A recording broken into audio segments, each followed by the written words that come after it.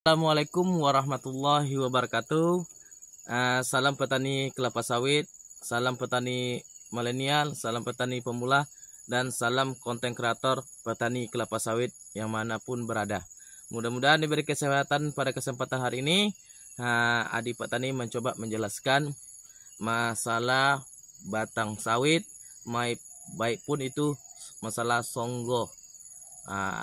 Itulah yang akan dibahaskan oleh adik petani. Mungkin di sini terlebih dulu saya minta maaf ya, mungkin kata-kata kurang agak berkenan di hati, cuman saya sampaikan dengan baik. Mudah-mudahan ambillah yang baiknya, yang jeleknya dibuang. Oke. Yang pertama kita bahas masalah songgo dulu. Di sini adik petani kita lihat pokok sawit yang ini adalah telah menggunakan songgo 2. Sebenarnya ini bukan songgo 2, tapi menggunakan songgo 1. Ini belum di browning. Rencananya mau di browning, tapi nanti di bulan puasa. Kenapa di bulan puasa saya harus membrowningnya? Karena di bulan puasa itu adalah tempat waktunya adalah perawatan. Tepat waktunya perawatan. Di sini saya menggunakan browningan adalah menggunakan songgo 1 semuanya. Karena di bulan puasa itu semua buah udah mulai matang. Udah mulai masak, udah matang, mau siap dipanen. Jadi biar mudah untuk para pemanennya, lebih gampang dan lebih cepat. Jadi di situ adik petani menggunakan songgo 1. Apakah pengaruh songgo 1 itu terhadap kondisi batang? Sebenarnya adik petani menjelaskan di sini masalah songgo itu tidak ada pengaruhnya terhadap batang.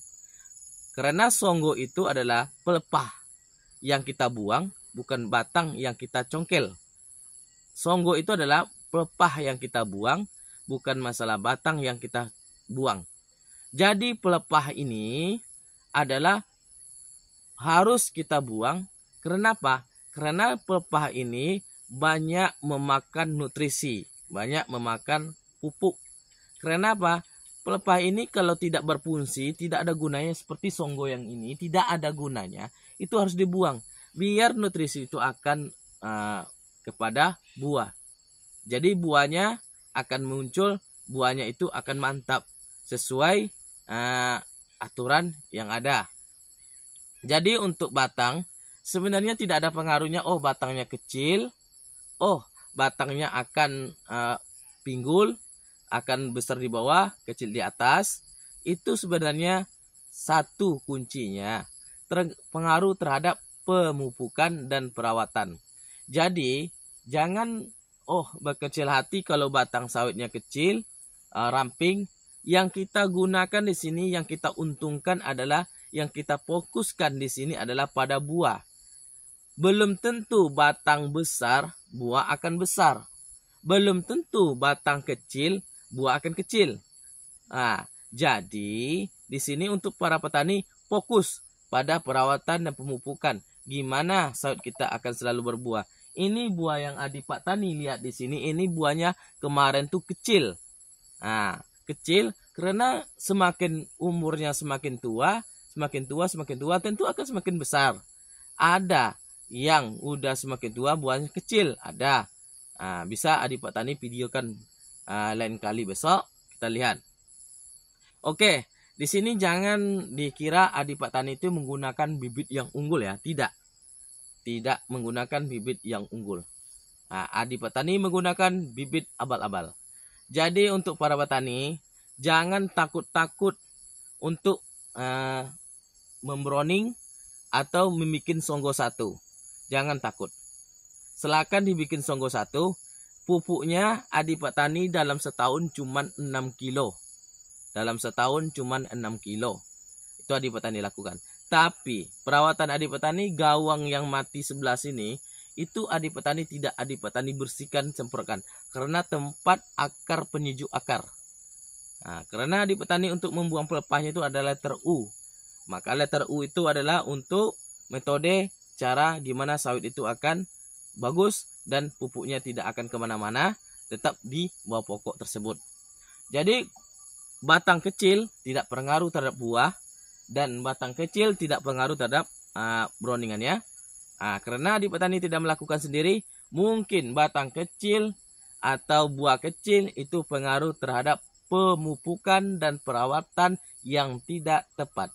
Pemupukan tidak teratur dan perawatan yang tidak tepat, maka buah sawit itu akan kecil. Jadi kuncinya adalah dua, perawatan dan pemupukan. Asalkan perawatan tepat, pemupukan tepat, insya Allah buahnya akan besar. Itu kuncinya. Jadi untuk para petani pemula, di sini Adik Petani mencerahkan bukan untuk mengajarin. Kalau bermanfaat ilmu yang Adik Petani sampaikan, gunakanlah. Kalau kita membrowning itu, Adik Petani melakukan browningan itu cuma sekali setahun. Kenapa? Adik Petani membrowning itu songgo 1, turun buah, turun pelepah. Itu. Oh, apakah buahnya masih ada? Tetap ada. Karena Adik Petani itu, pupuk itu harus digunakan untuk yang semestinya.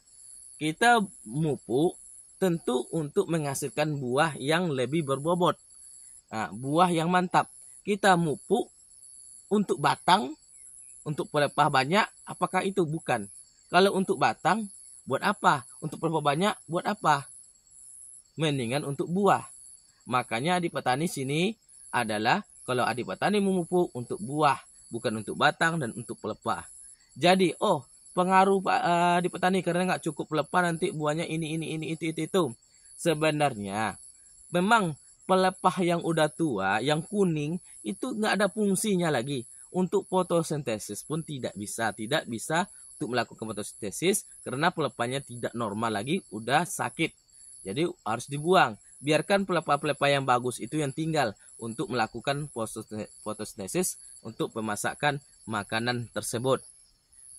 Jadi itulah penjelasan Adik Petani. Mudah-mudahan kuncinya itu ada dua, perawatan, pupukan. Jangan lupa. Seperti ini buahnya. Memang Adik Petani berdiri di sawit Adik Petani sendiri. Ini membagikan ilmu. Oke. Jangan lupa di subscribe, like, dan share. Mudah-mudahan bermanfaat apa yang disampaikan. Assalamualaikum warahmatullahi wabarakatuh.